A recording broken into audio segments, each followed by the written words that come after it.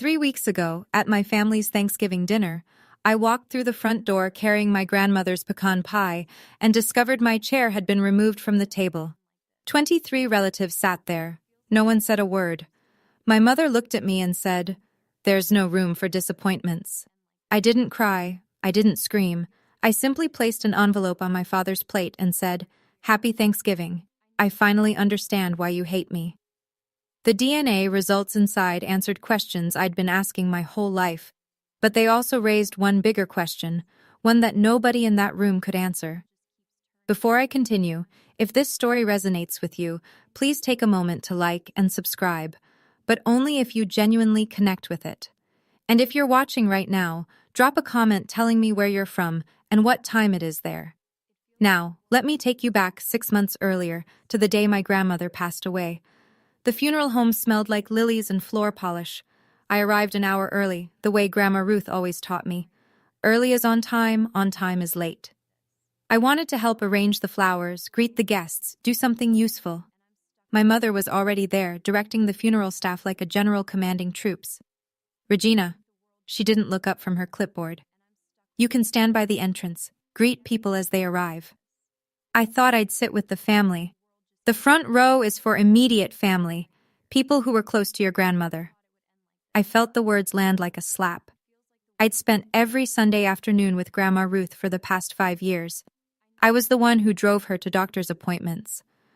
I was the one who held her hand when the hospice nurse explained what comfort care meant. "Mom, I was close to her." She finally looked at me. That familiar expression, not anger, not disappointment, just nothing, like looking at a stranger on a bus. "Clarissa is flying in from Boston. She needs the space. You understand." I understood.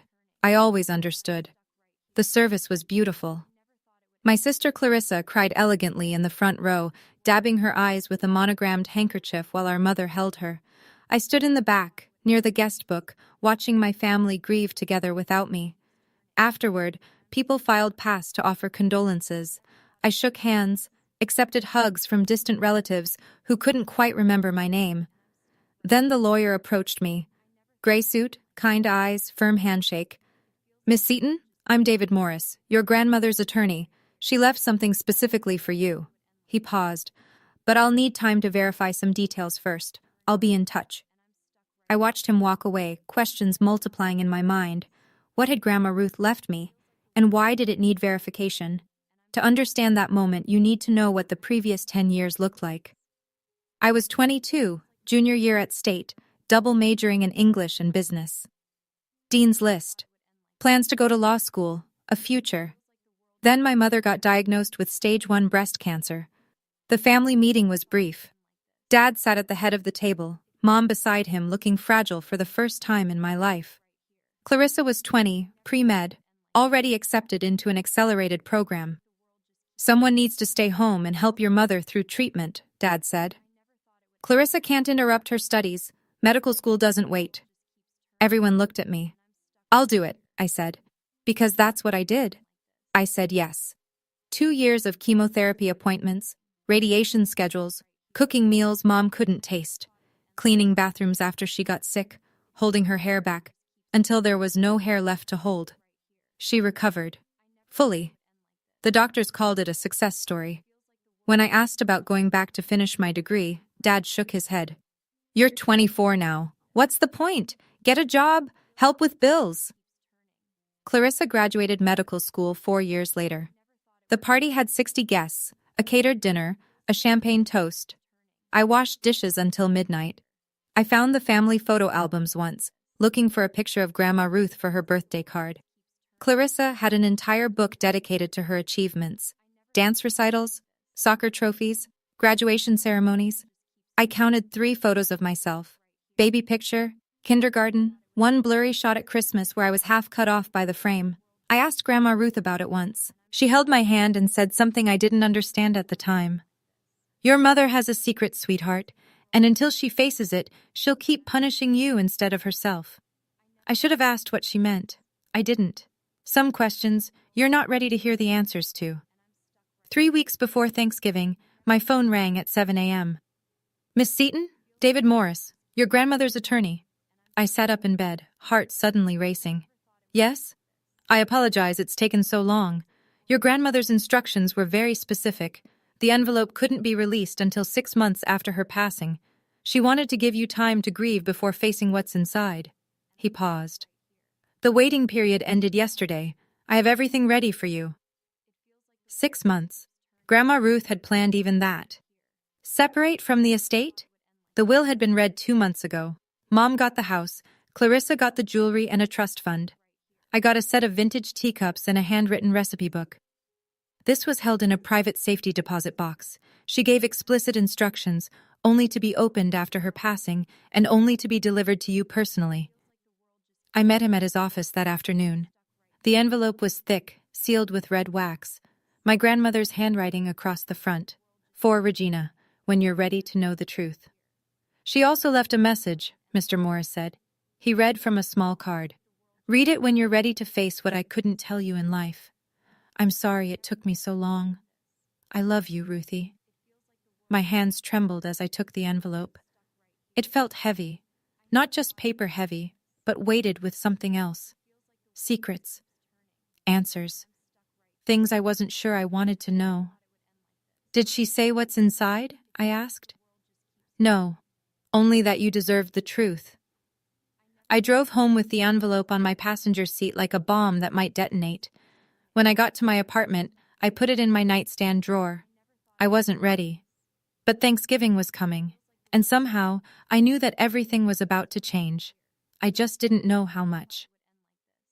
5 days before Thanksgiving, my mother called. This was unusual. We didn't talk on the phone. Texts, sometimes. Brief, functional. Family dinner at 6. Bring a side dish. Never actual conversation. Regina. Her voice was clipped, efficient. Thanksgiving this year is at our house. The whole family. Both sides. Okay, I'll make Grandma Ruth's pecan pie. Clarissa has an announcement. Something wonderful. A pause waited with meaning. Everyone's coming. Aunts, uncles, cousins, 20-something people. This is important. I knew what she wasn't saying. Don't embarrass us. Don't be yourself. I'll be there. Good. Arrive an hour early. Someone needs to help set up the table. She hung up without saying goodbye. I sat with my phone in my hand, staring at nothing. Then I looked at my nightstand drawer. The envelope was still there, unopened. What was I so afraid of? I pulled it out, turned it over in my hands. The red wax seal. Grandma Ruth's familiar handwriting. When you're ready to know the truth. Was I ready? The next day, I found out what Clarissa's wonderful announcement was. She posted it on Instagram. A photo of herself cradling her very pregnant belly, a string of heart emojis, and the caption, Baby Ruth Seton Wells arriving any day now. 3rd trimester glow is real. My perfect sister was having a perfect baby with her perfect lawyer husband. The family would celebrate. Champagne would flow. My mother would cry happy tears. And I would be there, invisible, passing the mashed potatoes. Something shifted in me then. A crack in the wall I'd built to survive. Maybe it was time to stop being invisible. That night, I opened the envelope. My hands shook as I broke the wax seal. Inside, a handwritten letter, 3 pages long. A folded document with a medical laboratory letterhead. A photocopy of what looked like a birth certificate, portions blacked out with marker. I read Grandma Ruth's letter first. My darling Regina, I'm sorry. I've carried this secret for 32 years, and I should have told you sooner. I was afraid of what it would do to our family, afraid of losing your mother, afraid of hurting you. But you deserve the truth. You are not Harold's biological daughter. I had my suspicions for years. The way your mother looked at you, not with love, but with something else. Guilt, maybe. Fear. Harold looked at you like a stranger he couldn't quite place. I told myself I was imagining things. 2 years ago I stopped imagining. I took samples, your hairbrush from my bathroom, Harold's water glass. I sent them to a private lab. The results are enclosed. 0% probability that Harold Seton is your biological father. I confronted your mother. She begged me not to tell anyone. She cried and said if Harold found out, he'd leave her. She made me promise to stay silent. I kept that promise while I lived, but I won't let you spend the rest of your life not knowing who you are. Your mother refuses to reveal your biological father's identity. I tried to find out. I couldn't. That secret she guards with her life. I'm sorry I wasn't braver. I'm sorry I let her punish you for her own mistake. You didn't deserve any of it. I love you more than you know. Grandma Ruth. I read the DNA report 3 times. The numbers blurred through my tears. 0% match, 32 years of being treated like an outsider. Now I knew why. But who was my real father? I didn't sleep that night. I sat on my apartment floor, papers spread around me like evidence at a crime scene. The DNA report, the letter, the birth certificate with its blacked-out sections. Someone had deliberately obscured the father's name. My whole life rearranged itself in my mind. The way my mother flinched when I tried to hug her. The way my father looked through me like I was a window he'd rather keep closed. The way Clarissa got everything. The tuition, the parties, the praise, while I got the leftovers. It wasn't random. It wasn't because I'd failed somehow. It was because every time they looked at me, they saw the evidence of a lie. I had 2 choices. Keep quiet, fold the papers back into the envelope, show up at Thanksgiving, set the table, pass the gravy, be invisible, stay the family disappointment, never know who I really am, or speak, risk everything, lose the family I'd spent 32 years trying to earn. But finally stop apologizing for existing. I thought about what Grandma Ruth wrote. You didn't deserve any of it. 32 years I'd believed I was broken. That if I just tried harder, loved more, gave more, sacrificed more, someday my parents would love me back. The DNA report said what I'd always felt but couldn't prove. I was never going to win. The game was rigged from the start. I photocopied the documents, put the originals in my safe, slid the copies into a fresh envelope. I wasn't going to Thanksgiving for revenge. I was going for answers. And if they pushed me, if they proved one more time that I had no place at their table, then I would give them the truth they'd been hiding from for 32 years. The truth doesn't need permission, it just needs someone brave enough to speak it. Thanksgiving morning, cold and bright, the kind of November day that looks pretty but bites. I parked behind my sister's white Mercedes in our parents' driveway. The house looked like a magazine cover, wreaths on the door, pumpkins on the porch, a gather-together banner in the window. The envelope sat in my coat pocket. I'd promised myself I wouldn't use it unless they forced my hand. Be calm, be patient. Give them one more chance. Mom opened the door before I could knock. You're late. I'm 10 minutes early. I said an hour early. Clarissa's already inside. We're behind schedule. She turned and walked away, leaving me to close the door myself. The house smelled like roasting turkey and cinnamon candles. 24 place settings circled the extended dining table, white china, crystal glasses, handwritten name cards at each seat. I looked for mine. I walked around the table twice. Mom, where's my seat? She was arranging flowers in the centerpiece, not looking at me. We ran out of room. You'll eat in the kitchen after. After? After the main meal, when the family's done. I felt my heart rate spike. Stay calm. There are 24 seats. I count 23 names. My sister appeared in the doorway, one hand resting on her very pregnant belly. 8 months along, and she still moved like she owned every room. The last seat is for baby Seton Wells. We made a little card for the announcement. She smiled. Cute, right? I looked at the place card. Tiny letters. Baby Seton Wells, coming soon. My seat, my place at the family table, had been given to an unborn child.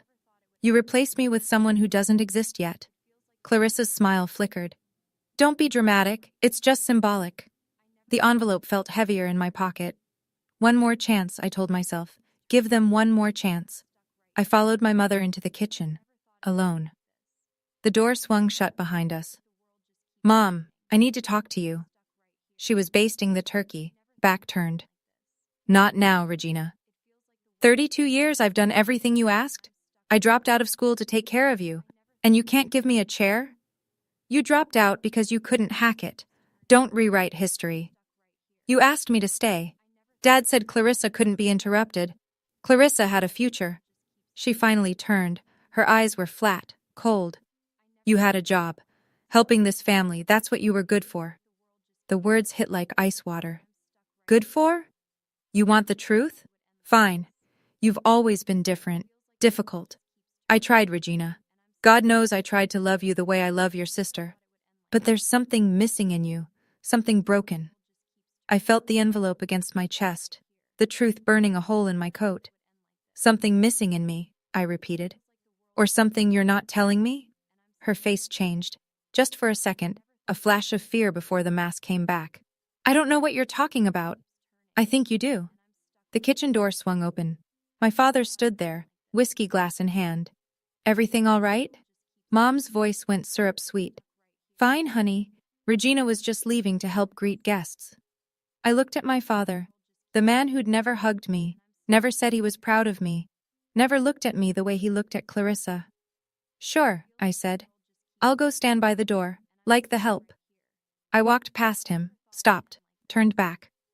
Happy Thanksgiving, Dad. He didn't respond. He never did. I found my father in his study 20 minutes later. He sat in his leather chair by the window, staring at the backyard where I used to play alone while Clarissa had friends over. His whiskey was untouched. Dad, he didn't turn. What is it, Regina? I don't have a seat at the table. Your mother handles the arrangements.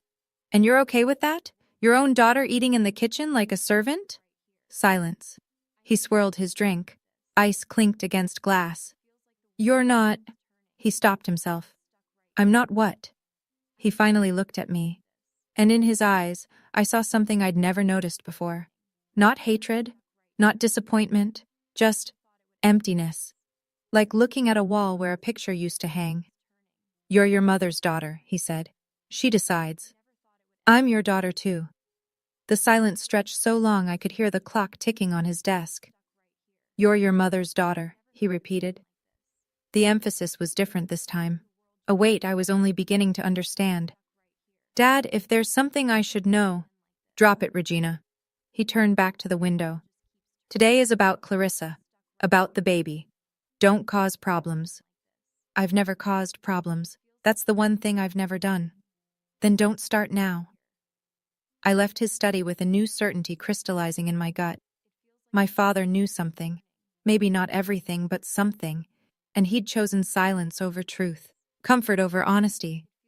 He'd watched me be treated like an outsider for 32 years, and he'd never said a word. That wasn't neutrality. That was complicity. The guests would arrive soon. I could hear car doors closing in the driveway, voices calling holiday greetings. One more chance, I'd told myself. They were running out of chances. Aunt Margaret arrived at 2:15. I saw her through the living room window, my mother's younger sister, the one who sent me birthday cards with handwritten notes when everyone else forgot. She was 64, but moved like someone younger, silver hair cut short, kind eyes that always seemed to see more than she said. I opened the door before she could ring the bell. Regina. She pulled me into a hug, not the brief, performative kind my mother gave, a real one. How are you holding up? I'm fine. Sweetheart, I asked how you're holding up, not for the polite answer. Something in my chest cracked open. They didn't give me a seat at the table. Her jaw tightened. Of course they didn't. She looked past me into the house, toward where my mother was holding court in the living room. Diane hasn't changed. She never will. I lowered my voice. Aunt Margaret, before Grandma Ruth died, did she ever talk to you about me? About anything unusual? She went still, very still. Why do you ask? The lawyer gave me something, from Grandma. She said I deserved to know the truth. Aunt Margaret's eyes closed briefly. When she opened them, they were wet. She sent you the results, didn't she? My heart stopped. You know? I drove her to the lab. Her voice was barely a whisper now. 2 years before she died. She made me promise not to tell anyone until she was ready. Then she got sick so fast and... Aunt Margaret, who is my real father? I don't know. Only Diane knows that. She gripped my hands. But whatever you're planning to do, Regina, be careful. Your mother has spent 32 years burying this. She won't let it come up without a fight. I'm not looking for a fight. No. She studied my face. You're looking for the truth. That's more dangerous. Aunt Margaret pulled me onto the back porch, away from the arriving guests. The November air bit through my sweater, but I barely noticed. "Tell me everything." She rubbed her arms against the cold. "It started about 3 years ago, right around when you started visiting her every Sunday. She finally had time alone with you, really alone. And she noticed things, the way you flinched when talking about your mother, the way you never mentioned your father with any warmth. She started asking questions. I thought I was imagining it. You weren't." Aunt Margaret's voice was soft. "Ruth confronted Diane once, years ago when you were a teenager. Diane denied everything, screamed at her own mother, said Ruth was trying to destroy her marriage. They didn't speak for 6 months. But Grandma didn't give up. No, she waited, she watched, and 2 years before she died, she decided she needed proof. Aunt Margaret looked at me. She asked me to help. I didn't want to. It felt like betrayal, going behind my own sister's back. But Ruth said something I couldn't argue with. What? That child has spent her whole life being punished for a sin she didn't commit. If I don't find out the truth, she never will. My throat tightened. Even after death, Grandma Ruth was still fighting for me. "We got the samples about 18 months before she passed," Aunt Margaret continued. "Hair from your brush when you visited, water glass Harold used at a family dinner. Ruth sent them to a private lab. When the results came back, she wanted to tell you immediately. But then she got her diagnosis, and she was afraid of leaving you alone with that knowledge while she was dying. So she set up the delay with the lawyer." 0%, she nodded. "Ruth confronted Diane one last time. Diane fell apart, begged on her knees, said if Harold found out he'd leave her, said it would destroy Clarissa. She made Ruth promise to take the secret to her grave. But Grandma couldn't do it. She couldn't let you spend your whole life in the dark." Aunt Margaret squeezed my hand. "She loved you so much, Regina, more than you know." By 3 o'clock, the house was full. 23 relatives packed into the living room and dining area, filling the space with chatter and laughter and the clink of pre-dinner drinks. Cousins I saw once a year. Aunts who air-kissed my cheek without making eye contact. Uncles who called me Rachel or Rebecca before being corrected. I stood by the kitchen doorway, watching my family celebrate without me. My father tapped his wineglass with a fork. The room fell silent. "Before we sit down," he said, "I want to say how grateful I am for this family. For my beautiful wife Diane, who made this meal possible. For our daughter Clarissa, who makes us proud every day." He raised his glass toward my sister. "And for my soon-to-be grandchild, who we already love more than words can say." No mention of me, not even a glance in my direction. Clarissa stood up, radiant in a cream-colored dress that showed off her baby bump. Her husband Marcus put his arm around her. "Thank you all for being here," she said. "We have an announcement, though I'm sure most of you already saw on Instagram." Light laughter. "We're expecting, due any day now, and we've decided to name the baby Ruth after our grandmother." The room erupted in applause. My mother's smile flickered, just for a second, before she wiped what looked like happy tears. Everyone hugged Clarissa. I stood frozen. They were naming the baby after Grandma Ruth. I watched my mother's face carefully. She hadn't known about this. Clarissa had probably announced it to surprise her, thinking it would be sweet. The irony was so thick I could choke on it. My mother was trapped. She couldn't object without explaining why, and she couldn't explain why without revealing everything. For once, Clarissa's thoughtlessness had backed our mother into a corner. Aunt Margaret caught my eye across the room. Her expression said, "Not yet, be patient." But patience was getting harder by the minute. "Regina," my mother's voice cut through the noise. "Guests are seated. Go to the kitchen and make sure the serving dishes are ready. Let the adults enjoy the meal." Let the adults enjoy the meal. I was 32 years old. I need to pause here for a moment, because I know some of you understand exactly what I'm feeling right now.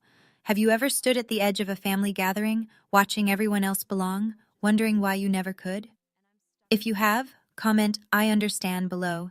And if you haven't subscribed yet, now's the time, because what happens next changes everything. Let me tell you about the toast. The toast started innocently enough. Clarissa stood at the head of the table, sparkling cider in hand, no alcohol this close to her due date. Pregnancy glow in full effect. 23 faces looked up at her adoringly. I stood in the kitchen doorway, dish towel over my shoulder like a uniform. I want to thank everyone for being here, she began. Especially Mom and Dad, who sacrificed so much to give me every opportunity. The piano lessons, the private school, the medical degree. She laughed. I know I wasn't cheap. Polite chuckles around the table. And I want to acknowledge someone else. She turned toward me. My heart lifted for one stupid, hopeful second. My sister Regina, who stayed home when Mom was sick so I could pursue my dreams. The room made sympathetic noises. I waited for the rest, the gratitude, the recognition, something. Every successful family needs someone who stays behind, Clarissa continued. Someone to hold down the fort while the rest of us reach for the stars. Regina is that person. She's our foundation. Foundation. The thing people stand on, walk over, never see. So thank you, Regina, for being, she paused, searching for words. Reliable, steady, you know, the dependable one. More murmurs of agreement. An aunt nodded sagely. Every family needs a Regina. Clarissa raised her glass. To family! To family, everyone echoed. I didn't raise anything. My hands were full of serving dishes I'd been carrying when she started her little speech. Dependable, reliable, steady, not smart, not accomplished, not loved, just useful. My mother caught my eye and smiled, the kind of smile that said, see how generous we are, acknowledging you at all. The envelope in my pocket felt like it was burning through my coat. Not yet, I told myself, but soon. I retreated to the kitchen to reload serving dishes. Through the crack in the door, I could hear the conversation at the table. Such a shame about Regina. That was Aunt Barbara, my mother's cousin from Philadelphia. Diane told me she just couldn't finish school, some kind of anxiety issue. I heard it was motivation, another voice added. Uncle Thomas. Some people just aren't cut out for academics. She's still single, isn't she? A cousin's wife I barely knew. 32 and never married. Diane said she's too difficult, scares men away. My mother's voice floated above the others, sweet as poisoned honey.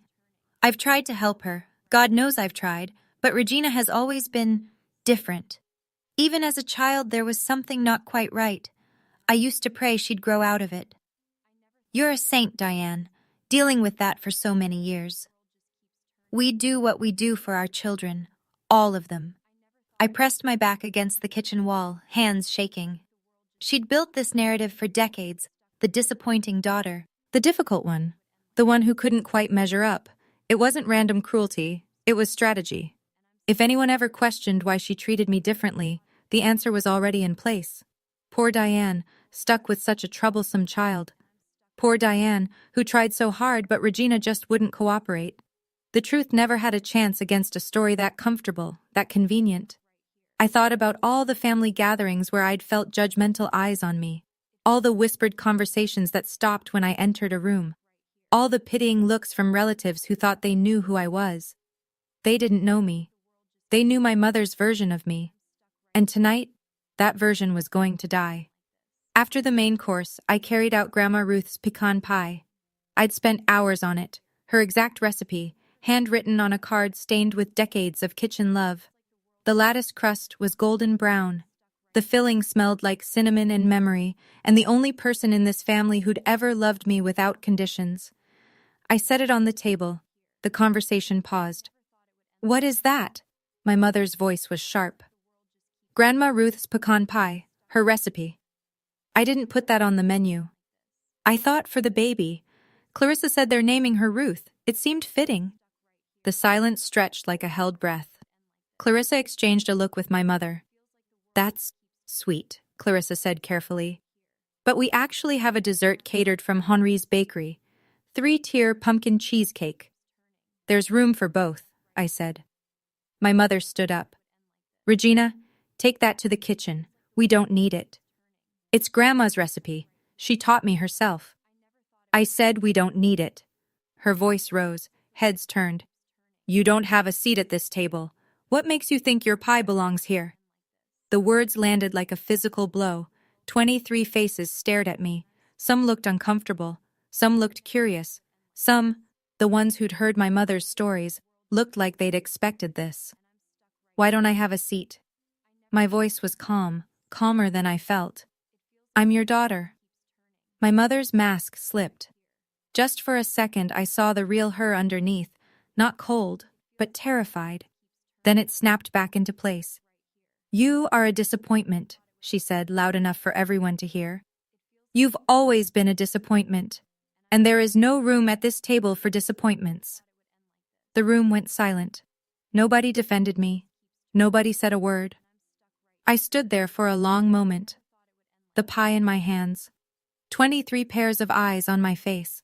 Something inside me, the thing that had kept me quiet for 32 years, that had made me believe if I just tried harder, loved more, gave more, they would finally accept me. That thing cracked open and fell away. I set the pie down gently on the table. 32 years, I said. My voice didn't shake. I have spent 32 years trying to understand why you hate me.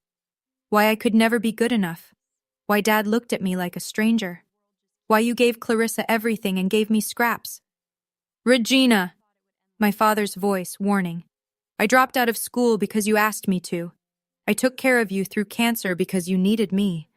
I showed up to every holiday, every dinner, every event where you treated me like the help. And I never once asked why. I reached into my coat pocket. Grandma Ruth asked. She wanted to know why her granddaughter was being punished for something she didn't do. My mother's face went white. She found out. I pulled out the envelope. And she made sure I would too. What is that? Clarissa's voice was high, nervous. I walked to my father's place at the head of the table. He looked up at me, that same empty expression I'd seen my whole life, but now with something new underneath. Fear. I placed the envelope on his plate. Happy Thanksgiving, Dad. I kept my voice steady. I finally understand why you hate me, because I'm not your daughter. The room erupted, but I wasn't done.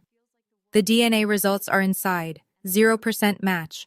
And the real question isn't who my father is. I looked at my mother. It's why you punished me for your mistake. My father's hands trembled as he opened the envelope. The room had frozen, forks suspended, wine glasses forgotten, 23 people holding their breath. Somewhere, a clock ticked. The turkey grew cold. Dad pulled out the papers. His eyes moved across the page. I watched the color drain from his face, starting at his forehead and moving down like a tide going out. What is it? Clarissa stood up. Dad, what does it say? He didn't answer. He just stared at the paper, at the numbers, at the laboratory seal that made it official. Harold? My mother's voice cracked. Harold, listen to me. 0%. His voice was barely a whisper. Probability of paternity, 0%. Gasps around the table. Someone dropped a fork. Aunt Barbara's hand flew to her mouth. That's impossible, Clarissa said. That's a fake. Regina made it up to get attention. Your grandmother sent it through her lawyer, I said. The laboratory records are authentic. Aunt Margaret was there when she collected the samples. Every head turned to Aunt Margaret. She sat very still, then slowly nodded. Ruth made me promise not to say anything while she was alive. But Regina deserves the truth. This is ridiculous. My mother slammed her palm on the table. I am not going to sit here and listen to lies from my own daughter. They're not lies, Diane. My father's voice was hollow. I've known. Not everything, but I suspected. For years. The room went completely silent. My mother's face contorted. First shock, then fear, then something darker. The mask she'd worn for 3 decades was crumbling in real time. I wasn't sure, Dad continued. But I knew something was wrong. He looked at me for the first time. Really looked at me. I didn't want to know. So you chose to hate me instead, I said. He had no answer. My mother started crying. Not quiet tears, loud theatrical sobs, the kind designed to attract attention and sympathy. She'd perfected this technique over decades. I'd seen it deployed against doctors, teachers, customer service representatives, anyone who dared to challenge her. You don't understand, she clutched at the tablecloth. None of you understand what I went through. I was young. I made a mistake. One mistake. A mistake you made me pay for, I said. Every day of my life. I tried to love you. God knows I tried. She looked around the table, seeking allies. But every time I looked at you, I saw what I'd done. It was too hard. Don't you see? I'm the victim here. Aunt Margaret stood up. Her voice was steady and cold. Diane, you had an affair. You got pregnant. You lied to your husband and let him raise another man's child. And when that child became a daily reminder of your guilt, instead of dealing with it, you abused her. I never abused anyone. You denied her love. You denied her a place at your table. You told everyone who would listen that she was broken, difficult, a disappointment, so that no one would ever believe her over you. Murmurs around the table, people shifting in their seats. The cousins and aunts and uncles who'd spent years accepting my mother's version of events were seeing it differently now. That's not abuse, Clarissa protested, but her voice was uncertain. That's just family dynamics. Family dynamics? I almost laughed. She stole my childhood, my education, my self-worth. She turned me into a ghost in my own home, and she did it on purpose. My mother's sobs intensified, but I noticed something. Nobody was comforting her. For the first time in 32 years, nobody was on her side. My father sat motionless, the DNA report still in his hands. Dad? Clarissa's voice shook. Dad, say something. This doesn't change anything. You're still my father. Regina is still... When did you know? I cut her off, staring at him. When did you first suspect? He was quiet for a long time. The whole room waited. You were 5 years old, he finally said. You fell off your bike, needed stitches. The doctor mentioned your blood type, O negative. Diane and I are both A positive. He set down the papers. I looked it up. That shouldn't be possible.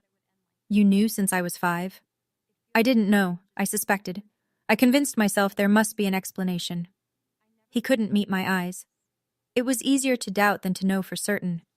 Easier for who? My voice cracked. For you? It wasn't easier for me. I know. You watched her treat me like nothing for 27 years. You never said a word. You never protected me. I know. You let me think something was wrong with me, that I wasn't good enough, that I didn't deserve to be loved. I know. His voice broke. I'm sorry. Is that why you chose me? The question came out before I could stop it. When Mom got sick, you picked me to drop out, not Clarissa, because I wasn't really yours. He couldn't meet my eyes. That was answer enough. I told myself it was practical, he said quietly. Clarissa's career was more important. But deep down, yes. I protected her because she was mine. I sacrificed you because you weren't. The honesty was brutal, but at least it was honest. 2 words earlier, and now this confession. 27 years since he first suspected, 32 years of my life, and only now was he being real. Sorry doesn't give me back my childhood. Sorry doesn't erase the nights I cried myself to sleep wondering what I did wrong. Sorry doesn't fix anything. He looked at me, finally, fully, and I saw tears in his eyes.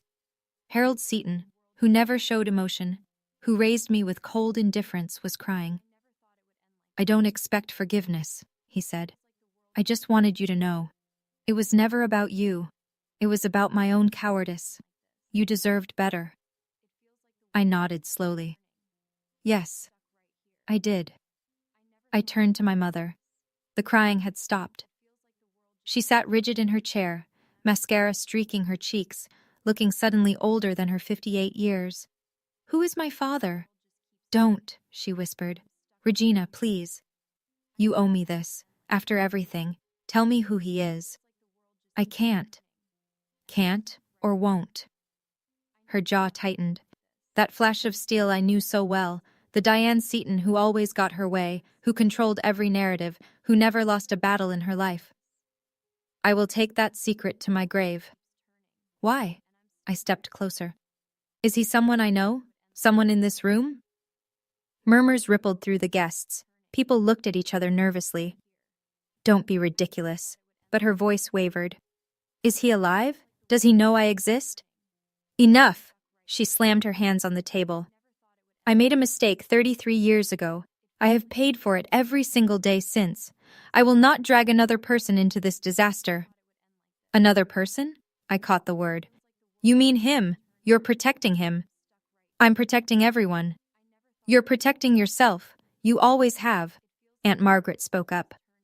Diane, the girl deserves to know who her father is. Stay out of this, Margaret. You've done enough damage. I studied my mother's face, the fear, the defiance, the desperation. She wasn't just hiding a name, she was hiding something bigger, something that would make this worse. Fine, I said. Keep your secret. I'll find him myself. Her eyes widened. You can't. I can. DNA databases, genealogy websites, private investigators. One way or another, I'll know. I picked up Grandma Ruth's pie from the table. Enjoy your Thanksgiving. I turned toward the door. Behind me, I heard my mother's voice, barely a whisper. If you find out, you'll wish you hadn't. I didn't stop walking. Before I tell you what happened next, I want to know what you think. Who do you believe my real father is? Someone my mother worked with? Someone from the family? Comment your theory below. I read every single one. If you're new here and this story has you hooked, hit subscribe and the notification bell. Because the aftermath of that Thanksgiving, it changed everything. Let me tell you about the fallout. I walked to the front door, Grandma Ruth's pie in my hands, 23 pairs of eyes on my back. Clarissa caught up with me in the hallway. Regina, wait. She grabbed my arm. Her face was blotchy, mascara running. You can't just leave. You've destroyed everything. Did you hear what I said in there about the DNA? I heard. Her voice cracked. But that doesn't... you're still my sister, right? We grew up together. Mom is still your mom. For a moment, I saw something real in her eyes. Fear. The same fear I'd lived with my whole life, the terror of not belonging. Then it hardened into something else. This was supposed to be my day. My special day. And just like that, the moment was gone. I stopped, turned. My sister's perfect face was flushed, panicked, mascara threatening to run.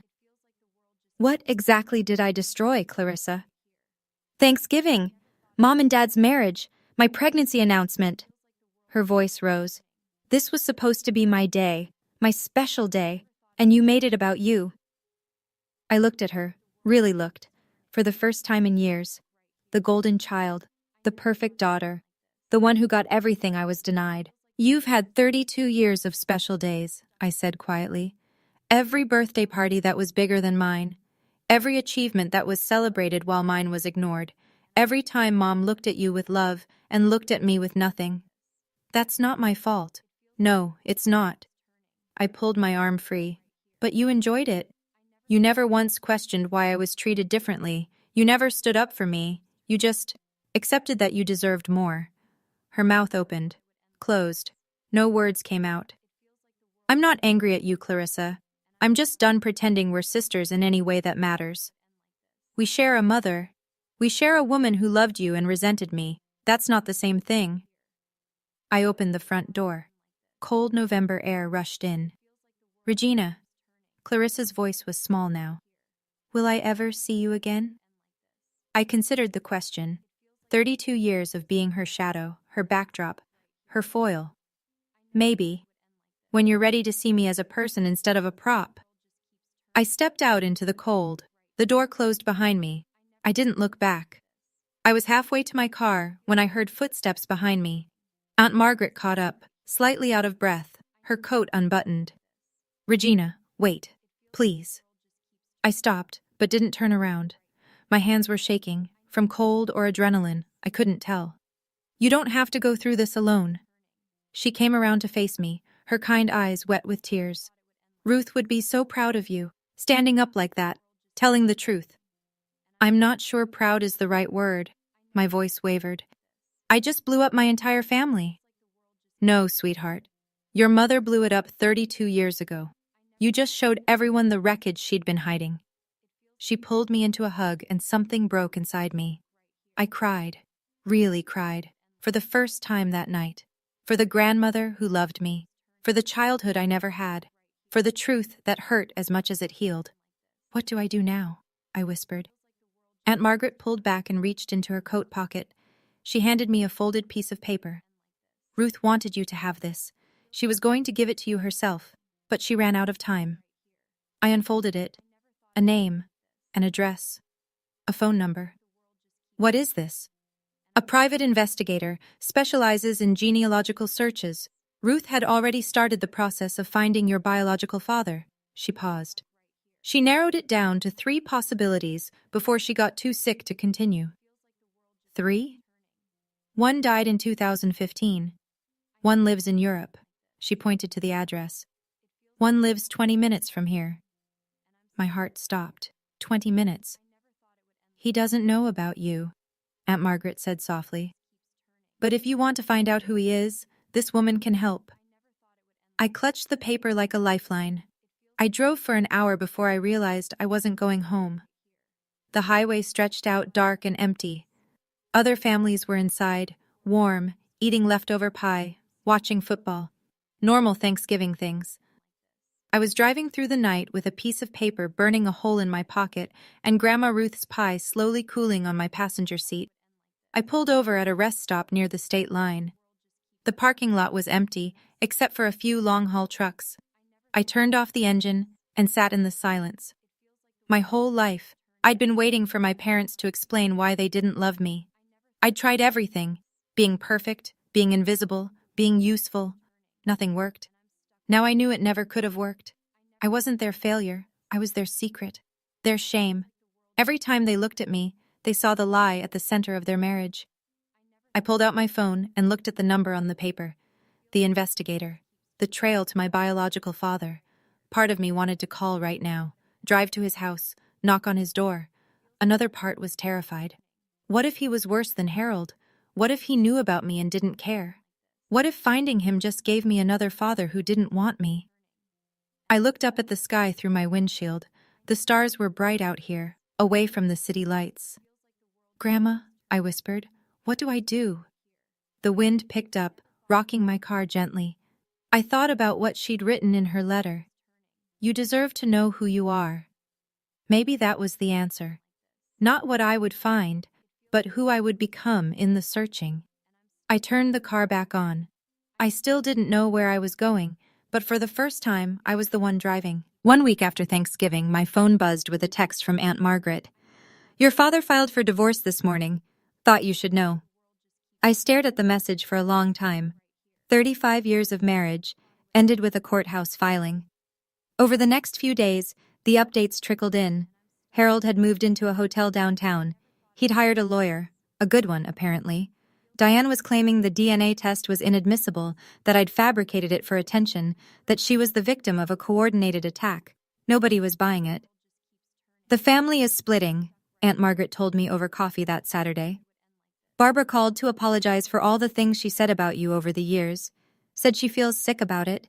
Thomas wants to have lunch with you, says he judged you unfairly. Now they believe me. Now they can't pretend they don't. She stirred her coffee.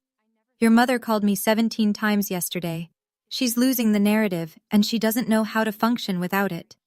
My phone buzzed again. Clarissa, the 7th call this week.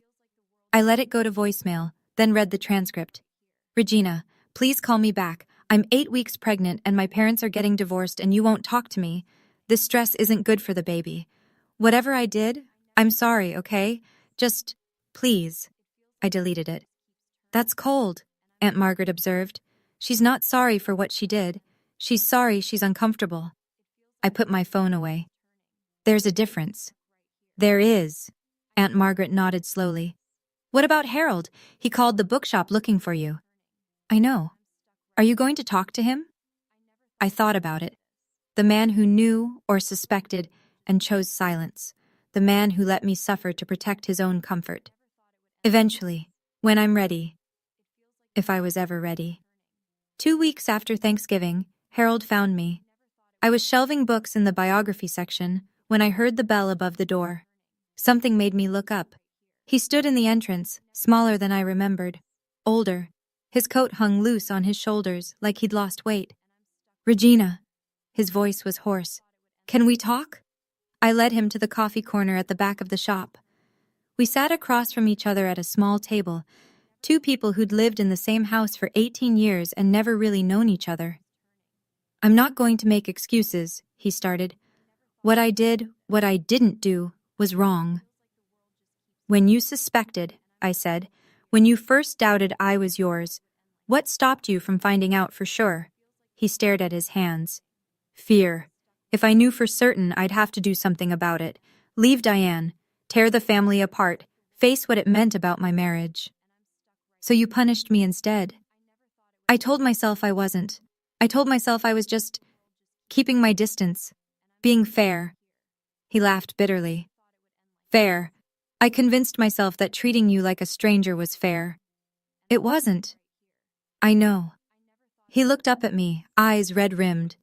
"You were a child, Regina. You didn't ask to be born into this mess, and I made you carry the weight of my own cowardice." I felt something shift inside me. Not forgiveness, not yet, maybe not ever, but something like acknowledgement. "There's something you should know," he said, reaching into his jacket. "After Thanksgiving, I couldn't sleep. I went through old boxes in the garage, things from when Diane and I first got married. I found her work albums from the accounting firm." He slid a photograph across the table. A company picnic, summer 1992. My mother in a sundress, laughing at something off camera, and next to her, his hand almost touching her shoulder, a young man with dark hair and kind eyes. "James Martin," Harold said. "He was an accountant there. I remember being jealous of how often she mentioned him. Then she got pregnant with you, and he transferred away, and I told myself I was being paranoid." I picked up the photo, and the world tilted sideways. The photograph showed a young man in a business suit, dark hair, kind eyes, a smile that looked vaguely familiar. "James Martin," Harold said. "He was an accountant at the firm where your mother worked as a secretary. They were close for about a year before she got pregnant with you." I couldn't stop staring at the photo. Something about the eyes, the set of the jaw. "Does he know about me?" "I don't think so. He transferred to another company before Diane started showing. According to what I found, they never spoke again." I turned the photo over. Nothing on the back. "Why are you giving me this?" Harold was quiet for a long moment. "Because Ruth was right. You deserve to know who you are. And because—" He took a breath. "Because it's the only thing I can give you that might matter." I thought about the investigator's information in my apartment, the 3 possibilities. One dead, one in Europe, one 20 minutes away. "Where does he live?" "Maple Street, about 15 minutes from here." Harold's voice was steady. "He's 62, retired last year. Never married, no other children." He paused. "I don't know what that means, or if it means anything." I tucked the photo into my bag. "Thank you," I said, "for this. I know it doesn't make up for anything." "No, it doesn't." I stood up. "But it's a start." He nodded, accepting that. I walked him to the door. Before he left, he turned back. "Regina, whatever you find out, whoever he is, I hope he's better than me." That's a low bar. "I know." He almost smiled. "Happy hunting." I watched him walk away into the winter afternoon, smaller than I'd ever seen him. Then I pulled out the photo and looked at it again. James Martin. Was he my father? There was only one way to find out. 1 month after Thanksgiving. My 33rd birthday came and went last week. Aunt Margaret baked a cake shaped like a stack of books, and for the first time in memory, I actually celebrated. I'm sitting in my new apartment, a studio above a bakery on Oak Street, 3 blocks from Aunt Margaret's house. The walls are bare except for one photograph, me and Grandma Ruth at my 8th birthday party. The only picture from my childhood where I'm genuinely smiling. Things are different now. I enrolled in community college, evening classes, twice a week. Business administration. The degree I never got to finish. My professor is younger than me. I don't care. The bookshop gave me more hours. The owner, Mrs. Patterson, told me she'd always wanted to make me assistant manager but thought I wasn't interested. "You seemed so beaten down," she said. "Like you didn't believe you deserved more." She was right. I didn't. I'm learning to. Clarissa had her baby last week. A girl. They named her Ruth, like they said they would. My mother called to tell me, first time we'd spoken since Thanksgiving. Your niece was born, she said, voice carefully neutral. I thought you'd want to know. Congratulations, I said. I hope she's healthy. She is, 7 pounds 4 ounces. Clarissa wants you to come visit. I'll think about it. Regina. I'll think about it, Mom. I hung up. I didn't feel guilty. That's new for me. The investigator's number is saved in my phone. I've called 3 times now. She confirmed what Harold told me. James Martin, 62, lives on Maple Street. Retired architect. No family of his own. I haven't gone to see him yet. Some days I think I'm ready. Other days the fear wins. But I'm not giving up. I'm just taking my time. For the first time in my life, I have all the time I need. Nobody's making me rush anymore. Last night, I read Grandma Ruth's letter again. I've read it so many times the paper is soft at the creases, the ink starting to fade where my fingers have touched it most. But there's one part I keep coming back to. A postscript I almost missed the first time, written in smaller letters at the bottom of the last page. P.S. Regina, I want you to remember something. You were not a mistake. You were not a punishment. You were not something to be ashamed of. You were a miracle I got to love for 30 years. The bravest, kindest, most resilient person I've ever known. Not in spite of what you went through, but because of how you survived it. Your mother's choices are not your story. Her shame is not your burden to carry. You are allowed to be happy. You are allowed to be loved. You are allowed to take up space in a room without apologizing for existing. Whoever your father is, wherever he is, he doesn't define you either. You are already whole. You always have been. I'm sorry I couldn't be there to see you rise. But I know you will. You were born to. Find your truth, but don't let it consume you. Live, sweetheart. That's the only revenge that matters. All my love, forever, Grandma Ruth. I held the letter to my chest and cried. Not the broken, hopeless tears I'd cried so many times before. These were different. Cleansing, like rain after a drought. She believed in me when no one else did. She saw me when everyone else looked away. And even though she's gone, I feel her with me, in this apartment, in my choices, in the life I'm finally building for myself. I'm trying, Grandma, I whispered. I'm really trying. Somewhere, I know she heard me. Today. I'm sitting at my kitchen table, my table, with 4 chairs, in my apartment, looking at my phone. There's a text message I haven't opened yet. It arrived this morning from a number I don't recognize. I already know what it says. The investigator told me it was coming. James Martin found out about me. Someone, Harold probably, told him. He reached out through the investigator, asking if I wanted to meet. I've read the preview 50 times. Hello, Regina. I don't know if this is welcome, but I recently learned that I might be... The rest is hidden behind the notification. I haven't swiped to open it yet. Aunt Margaret is coming for dinner tonight. I made Grandma Ruth's pot roast, another recipe from the handwritten book. The apartment smells like rosemary and home. There's a photo on my fridge now. Me and Aunt Margaret at the bookshop, the day I got promoted to assistant manager. Both of us grinning like idiots.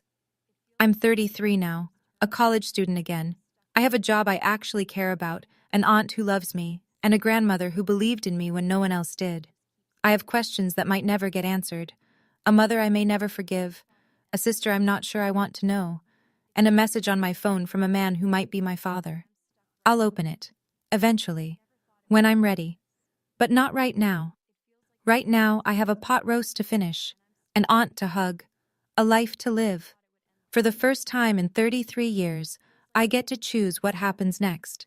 Not my mother, not Harold, not a secret that's older than I am. Just me, Regina Seaton, whoever that turns out.